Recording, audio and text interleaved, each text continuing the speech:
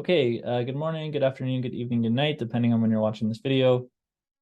We're going to work through the exercises on slide 26 of lecture set 3. So in this exercise, we are trying to determine if the events A and B are mutually exclusive, independent, or neither. So any two events have to be one of these three things, or they have to be related in one of these three ways. They either have no intersection, which is mutually exclusive, or they have an intersection, and given that intersection, they can be independent or neither. So neither could also be considered dependent, I suppose. So essentially what we're going to be doing in this problem is determining if an intersection exists, or if the intersection exists, we're going to use one of our independence rules to check if those events are independent. So we'll start with number 1, which is the trickiest problem. So in part A, it says, are the events A and B mutually exclusive, independent, or neither if P of A is 0.3, P of A or B, which is the union, is 0.65, P of A and B, which is the probability of the intersection, is 0.15. Okay, so first off, the intersection has a probability. Okay, so probability of A and B does not equal 0. So these are not mutually exclusive. Okay, so because the intersection probability is 0.15, that means that they are not mutually exclusive. Mutually exclusive means the intersection probability is equal to 0. All right, now what we have to do is check to see if the events are independent. So there are 3 independence rules. The easiest way for us to check is to use the first rule. So we're going to check, does the probability of A and B equal the probability of A times the probability of B? So this is the question that we're asking. The reason that I'm choosing this rule is because you can see that we have 2 of the 3 probabilities already given to us. So we have P of A and B, that's 0.15. We have P of A, which is 0.3.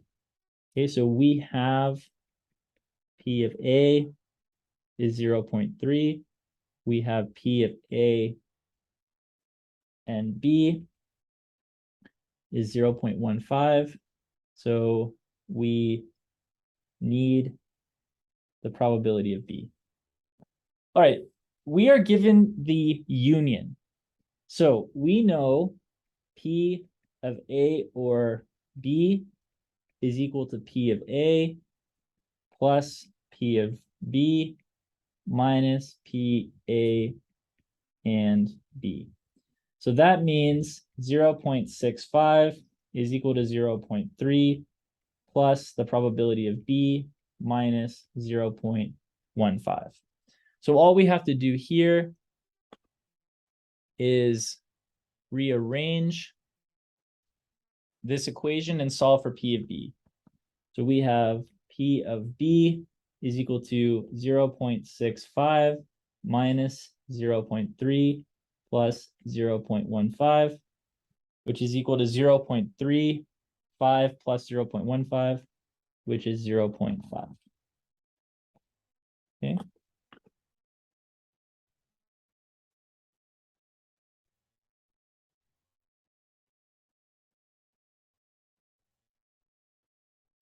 Okay. All right, so then now we can check. Okay, so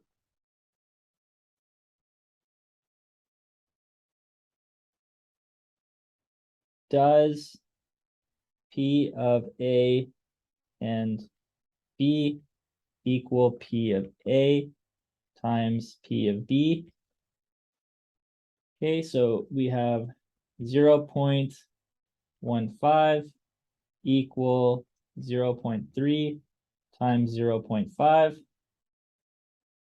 This is 0.15 is equal to 0.15. Okay, so the left side equals the right side. So then these events are independent. Okay.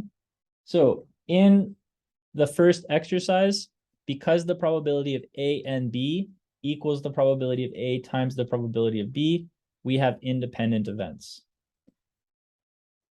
All right, part 2. Are the events mutually exclusive, independent, or neither if A given B is equal to 0.65 and P of A is equal to 0.35? Okay, first of all, we have P A given B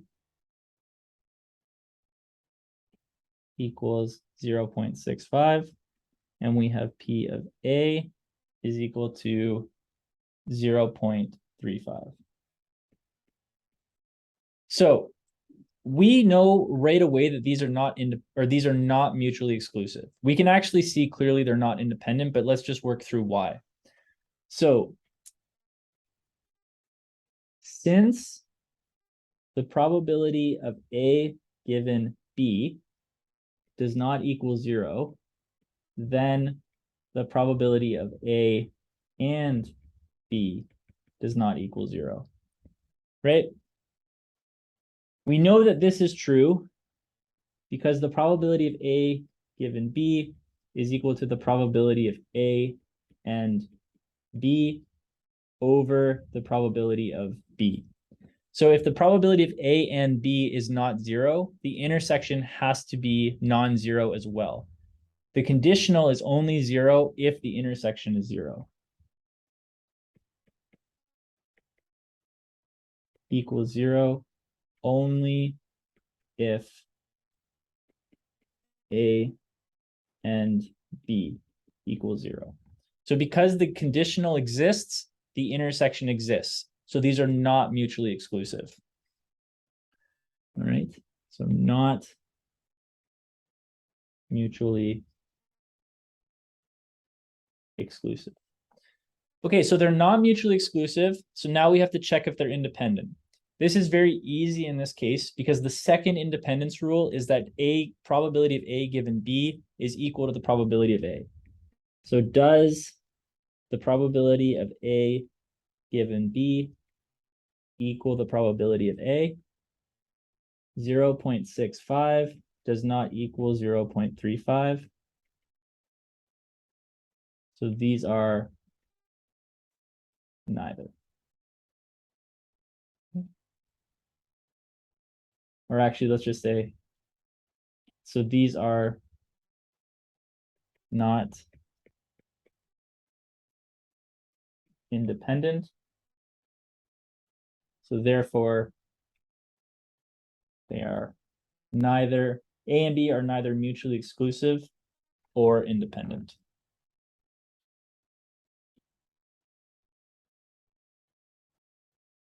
Okay, so question 3.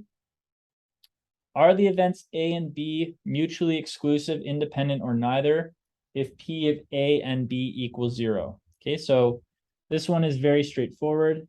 Since P of A and B equals 0, these are mutually exclusive.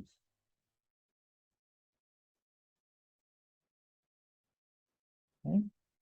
So in this problem, we are looking at two events, A and B. The events A and B have to be one of mutually exclusive, independent, or neither.